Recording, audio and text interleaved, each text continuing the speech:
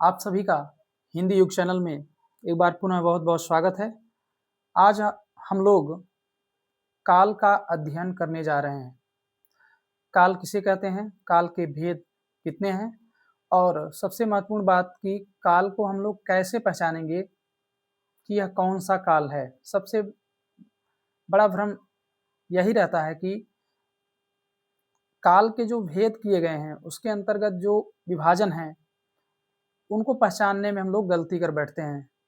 प्रतियोगी परीक्षाओं में काल से संबंधित प्रश्न बहुत आ चुके हैं और इसमें अभ्यर्थी गलती ज़्यादा करते हैं, इसलिए यह टॉपिक बहुत ही महत्वपूर्ण है परीक्षा की दृष्टि से। तो आइए आज हम लोग इसको विस्तृत रूप से इसका अध्ययन हम लोग करते हैं। सबसे पहले हम लोग जानते हैं कि काल किसे कहते हैं। क्रिया का वह व्यापार जिससे यह पता चले कि कार्य पूर्ण हुआ है अथवा अपूर्ण, या फिर क्रिया का वह व्यापार काल कहलाता है जिससे क्रिया की पूर्णता अथवा अपूर्णता का बोध हो। काल तीन प्रकार के होते हैं: वर्तमान काल, भूतकाल और भविष्य काल। वर्तमान काल में घटित होने वाली घटनाओं को वर्तमान काल के अंतर्गत, बीती हुई घटनाओं का बोध कराने के लिए जिन क्रियाओं का प्रयोग होता है उन्हें कहेंगे भूतकाल, और भविष्य में घटित होने वाली घटनाओं का बोध कराने के लिए जिन क्रियाओं का प्रयोग होता है उन्हें कहेंगे भविष्य काल। वर्तमान काल के कुल 5 भेद किए गए हैं: सामान्य वर्तमान काल, तात्कालिक वर्तमान काल, पूर्ण वर्तमान काल, संदिग्ध वर्तमान काल और 5वां संभाव्य वर्तमान काल।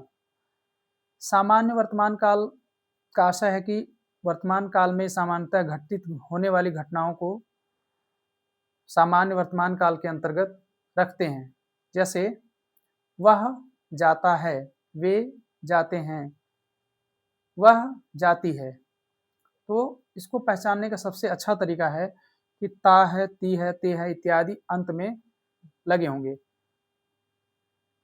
तात्कालिक वर्तमान काल दूसरा, जब वर्तमान में घटित होने वाली घटनाएं निरंतर चल रही हों, वह पूर्ण या अपूर्ण ना हो या संभावना उनमें कुछ ना हो, वह लगातार वह कार्य चल रहा हो, उसे हम कहेंगे तात्कालिक वर्तमान काल।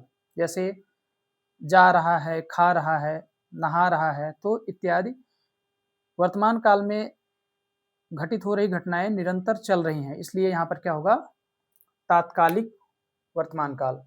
इसको पहचानने का तरीका है जा रहा हूँ, खा रहा हूँ, या खा रहा है, जा रहा है इत्यादि। तीसरा है पूर्ण वर्तमान काल। पूर्ण का अर्थ है पूरा होना, वर्तमान का अर्थ है वर्तमान काल में, या वर्तमान काल में किसी कार्य की पूर्णता का बोध कराने के लिए जिन क्रियाओं का प्रयोग होता है उन्हें कहेंगे पूर्ण वर्तमान काल। इनको पहचानने का तरीका है खाया है, पढ़ा है इत्यादि क्रियाएं अंत में लगी होंगी। उसने खाया है, उसने पढ़ा है। चौथा है संदिग्ध वर्तमान काल। संदिग्ध का अर्थ है संदेह, संशय। जब वर्तमान काल में घटित होने वाली घटनाओं में संशय दिखे तो वहां पर संदिग्ध वर्तमान काल होगा। क्रिया में पढ़ता होगा, खाता होगा इत्यादि लगा रहेगा। जैसे वह पढ़ता होगा, वह खाता होगा, पढ़ता होगा, यानी संदेह है, संशय है, वह पढ़ रहा होगा, पढ़ता होगा।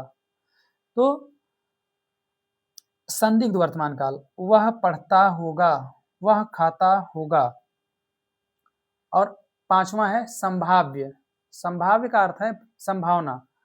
जब वर्तमान काल में घटित होने वाली घटनाओं में संभावना व्यक्त किया जाए तब वहां पर संभाव्य वर्तमान काल होगा। जैसे वह आया है, वह बाजार गई हो, संभावना व्यक्त की जा रही है। वह बाजार गई हो,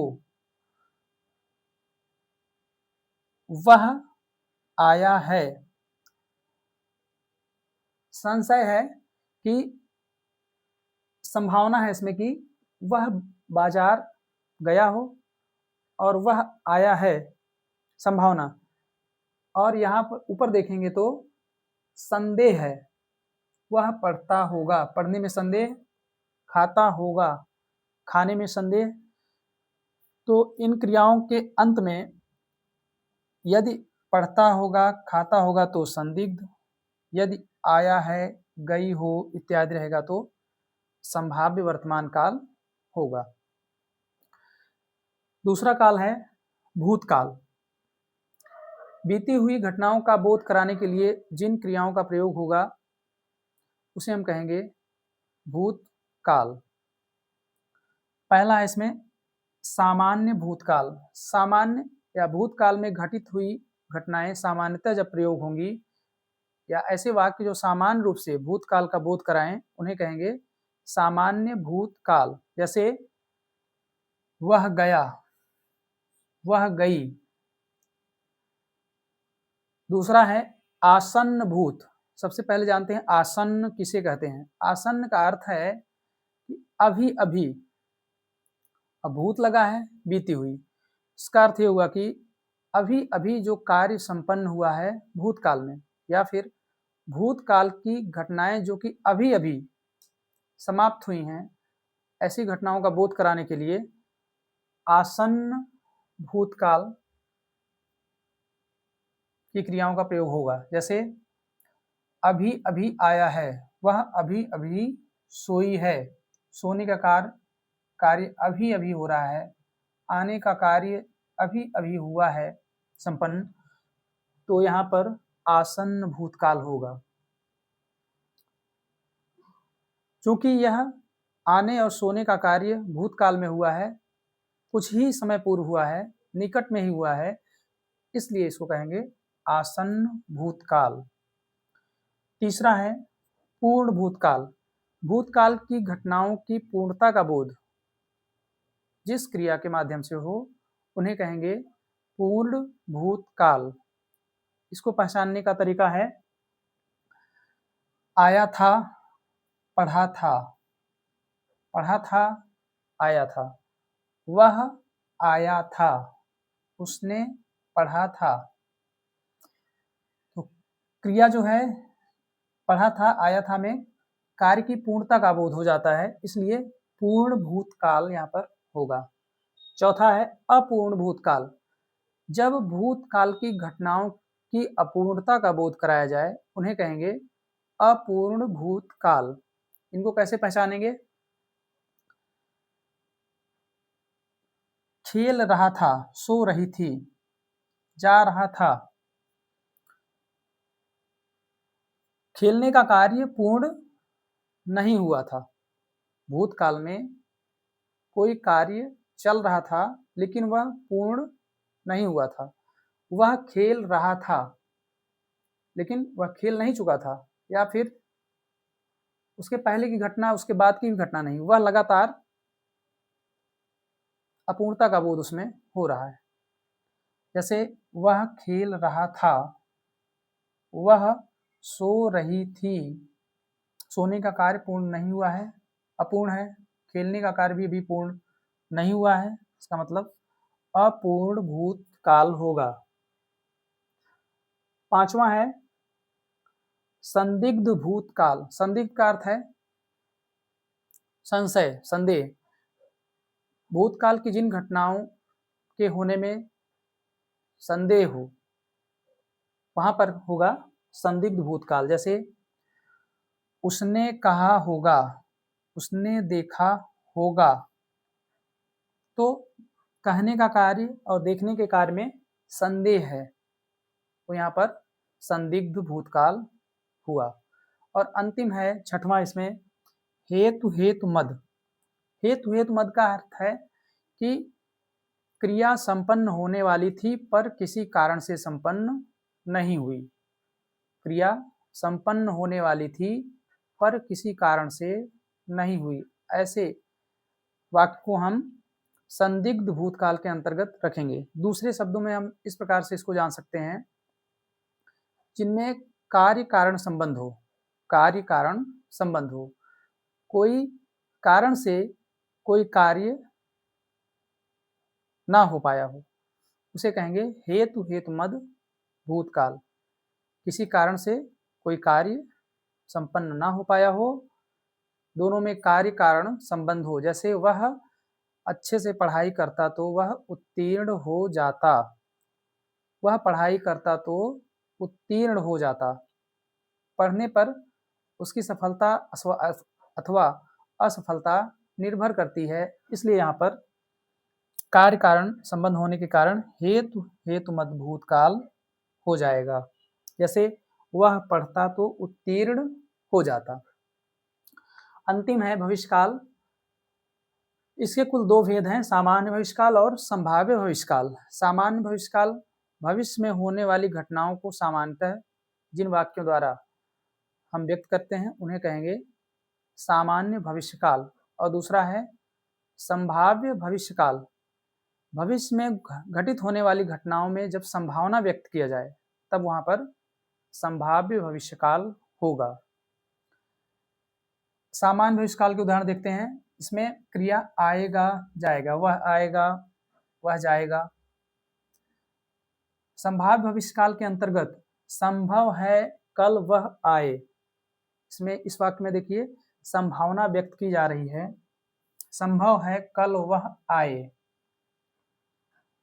इस संभावना को अन्य कई तरीकों से हम व्यक्त कर सकते हैं। जैसे यदि अनुमान किया जाएगा तब भी वह संभाव्य भविष्यकाल के अंतर्गत आएगा। यदि हम कोई अनुमति किसी को देते हैं तब भी वहां पर संभाव्य भविष्यकाल होगा। इसी प्रकार इच्छा, आशीष, विधि या आदेश, जब हम किसी को कोई आदेश देंगे तो वहां पर भी संभाव्य भविष्यकाल होगा। इच्छा, कोई इच्छा करेंगे तब भी वहां पर संभाव्य भविष्यकाल। आशीर्वाद देंगे, युग युग जियो, तो वहां पर संभाव्य भविष्यकाल होगा। इसी प्रकार से अनुमति कोई देंगे तब भी संभाव्य भविष्यकाल हो जाएगा। उदाहरण के रूप में अनुमान में देखिए वह वहां अभी तक नहीं आया होगा। वह वहां अभी तक नहीं आया होगा। अनुमान कर रहे हैं कि ना आने का अनुमान। या दूसरा देखेंगे अनुमति, अब मैं यहां से जाऊं, अनुमति ले रहे हैं, परमिशन, कि मैं अब यहां से जाऊं, तो यहां पर संभाव्य भविष्यकाल हो गया।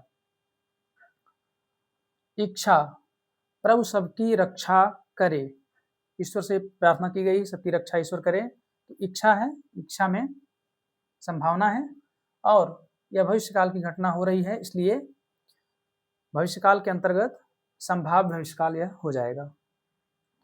आशीष, किसी को आशीष दे रहे हैं, युग युग जियो या युग युग जियो। दूसरा विधि या आदेश, जब हम किसी को आदेश दे रहे हैं तुम कल मेरे निवास पर आना, तो यहाँ पर हम आदेश, विधि या आदेश दे रहे हैं। इस प्रकार के वाक्यों में भी संभाव्य भविष्यकाल हो जाएगा। आशा करते हैं कि यह काल का चैप्टर अच्छे से आपको समझ में आया होगा और सबसे बेहतर होगा कि आप इन क्रियाओं को ध्यान से देखिए और कालों के जो विभाजन है उनको अच्छे से उनका अर्थ जानिए, फिर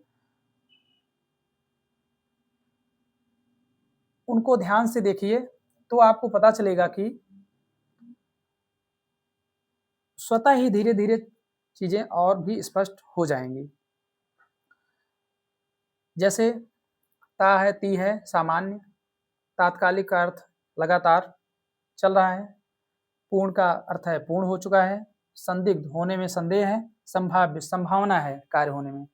इसी प्रकार से सामान्य सामान्यतः घटना, आसन्न अभी अभी जो कार्य संपन्न हो चुका है, पूर्ण, जो कार्य अभी अभी से आसन्न हो जाएगा, जो कार्य भूतकाल में पूर्ण हो चुका है, जो कार्य भूतकाल में अपूर्ण रह चुका है, और जिन कार्य को होने में अभी संदेह है, और जो किसी कारण से कार्य होना था और नहीं हो सका, वह हेतु हेतुमत भूत में आ जाएगा। इसी प्रकार भविष्यकाल की सामान्यतः घटनाओं को भविष्यकाल, और संभाव्य में संभव है कल वह आएगा इत्यादि अनुमान, अनुमति, इच्छा, आशीष, विधि, अर्थात जहाँ पर संभावना व्यक्त हो संभाव्य भविष्यकाल हो जाएगा, जहाँ पर भविष्य में होने वाली घटनाएं सामान्यतः प्रयुक्त हों वहाँ पर सामान्य भविष्यकाल होगा। तो कुछ क्रियाओं को अच्छे से देख करके, उनके विभाजन को जान करके अच्छे से, फिर उन दोनों से संबंध स्थापित आप करेंगे तो आप देखेंगे कि वह स्पष्ट होता चला जाएगा। काल से संबंधित और कोई डाउट्स है, यदि और कोई संदेह आपके मन में है तो कमेंट कर सकते हैं। और एक सूचना और भी है कि अभी व्याकरण जब समाप्त हो जाएगा तो उसके अंत में हम लोग अभ्यास कार्य करेंगे। वस्तुनिष्ठ प्रश्नों को हम अभी से डिजाइन कर रहे हैं, और किस तरह से प्रश्न प्रतियोगी परीक्षाओं में आए हैं और अन्य किस तरह से प्रश्न बन सकते हैं, इस प्रकार का अभ्यास कार्य हम लोग करके हिंदी व्याकरण की समुचित तैयारी कर लेंगे। इसके बाद हम लोग काव्य शास्त्र का अध्ययन शुरू करेंगे। धन्यवाद।